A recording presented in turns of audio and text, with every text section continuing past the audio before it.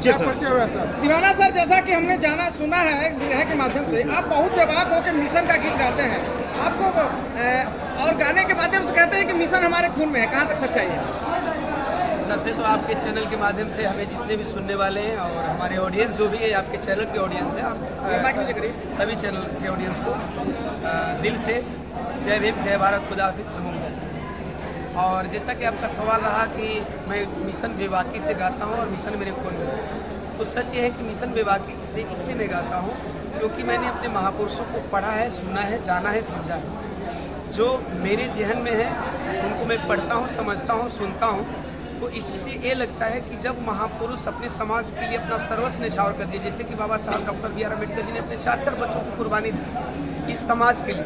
क्योंकि ज़िंदगी में तो सब लोग जीने आए हैं, लेकिन ज़िंदगी बहुत छोटी है, नहीं तो बहुत बड़ी है।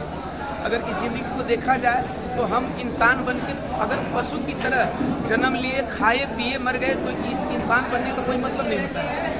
इसलिए मैं समाज की बात उठाता हूँ बेबाकी से, और बेबाकी से उठाते टाइम बस दिल में और दिमाग में, जहन में एक ही बात होती है कि मेरी एक ही बात अगर समाज को लग जाए, अगर मेरा समाज जग जाए, मेरा समाज सत्ता में आ जाए, तो ओम प्रकाश दीवाना का यह चलाया हुआ मिशन और बेबाकी से की गई बात ओम प्रकाश दीवाना के लिए और पूरे समाज के लिए संजीवनी साबित होगी। आपके एरिया में हमने 1-2 दिन दौरा किया है, सुना है कि जनता चाह रही है कि ओम प्रकाश दीवाना जी को टिकट दिया जाए विधानसभा का, क्या ये सही है? देखिए, जहाँ तक मेरे करियर की शुरुआत होती है तो जब मैं गायकी लाइन में आया तो पिताजी की इच्छा थी। एक्चुअली मैं अपनी इच्छा से कुछ नहीं करता, सिर्फ अपने इच्छा से मैंने पढ़ाई की है, अपने इच्छा से पढ़ाई की है। पिताजी ने कहा कि तुम्हें गाना है, मैंने बोला मुझे नहीं गाना है, मुझे पढ़ना है। उन्होंने कहा तुम गाओगे नहीं तो मैं पढ़ाई नहीं तुम्हारी करूँगा। तो मैंने कहा कि अगर आपकी इच्छा है कि गवाना है तो मैं गाऊँगा भी, पढ़ूँगा भी। तो अगर लगता है कि जैसा कि आपने सुना है, लोगों की रुझान है, लोग फोन भी करके हमें भी कहते हैं कि आप जैसे बेबाक बोलने वाले सच्चे इंसान को और सच्चे लोगों को मोहनिया की ज़रूरत है, तो ये मेरा निर्णय नहीं है, न मेरा निर्णय है, न मेरा निर्णय रहेगा। अगर मोहनिया की पब्लिक, मोहनिया के लोग, मोहनिया के हमारे चाचा बाबू, चूँकि मैं गाँव का हूँ, मोहनिया मेरा विधानसभा लगता है, मोहनिया मेरा थाना है, मोहनिया मेरा तहसील है, और मोहनिया विधानसभा में मेरा घर पड़ता है, 35 ग्राम भोकरी।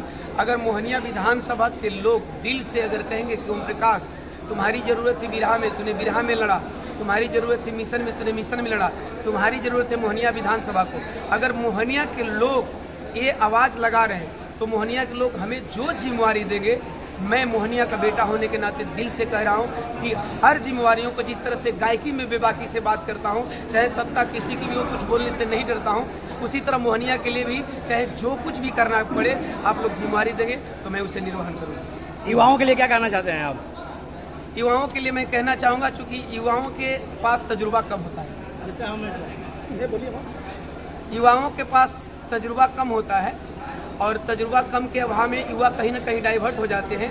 तो मैं उन युवाओं से अपील करना चाहूँगा कि आप कोई भी आता है तो एक बार समझें, परखें और अपने महापुरुषों को पढ़ें, महापुरुषों को जानें।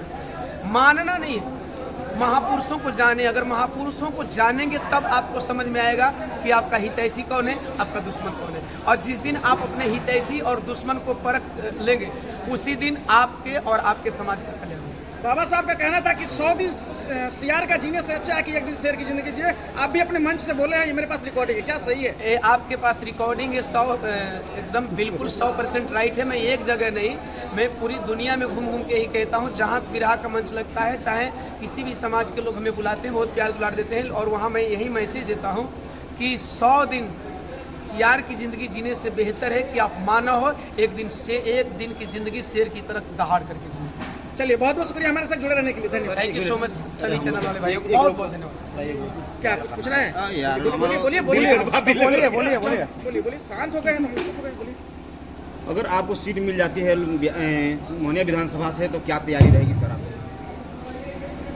सर एक्चुअली ये चीज़ तो पार्टी हाईकमान का फैसला है। मुझे सबसे पहले तो एक बात की उम्मीद अपने इन लोगों से रहेगी जो जिसने एक गरीब के बच्चे को ये मुकाम दिया। अगर गायकी से लेकर के सफ़र अगर कहा जाए तो एक दौर था कि मैं साइकिल से चला करके गाड़ी बिरहा गाने जाता था, और साइकिल चला करके बिरहा गाने जाता। जब साइकिल का टायर भ्रष्ट हो जाता था तो मैं सोचता था कि इसका पंचर कैसे बदलेगा। टायर बदलने की बात आ गई तो अब टायर कैसे बदलेगा। और यहाँ से लेकर के आज जो भी मैं हूँ, इसमें मेरा कुछ नहीं। हमेशा आप लोगों ने सुना है कि इसमें मेरा कुछ नहीं है, ये सब कुछ पब्लिक का है और उसका बदला मैं चुका नहीं सकता। देखिए, पब्लिक के एहसान का बदला कभी कोई प्रत्याशी, कोई गायक या कोई समाज सेवी नहीं चुका सकता। हाँ, पब्लिक के एहसानों का बदला चुकाया जा सकता है पब्लिक के लिए कुछ करके। दीवाना सर, चुनाव में बहुत बड़े बड़े वादा किए जाते हैं, लेकिन चुनाव के बाद रिजल्ट सीधा उल्टा होता है। आपके साथ क्या होने वाला है? सर, एक्चुअली वादा करने वाले लोग वादा करते हैं। मैं जब इराह शुरू किया था तो क्या किसी ने मेरा वादा सुना था?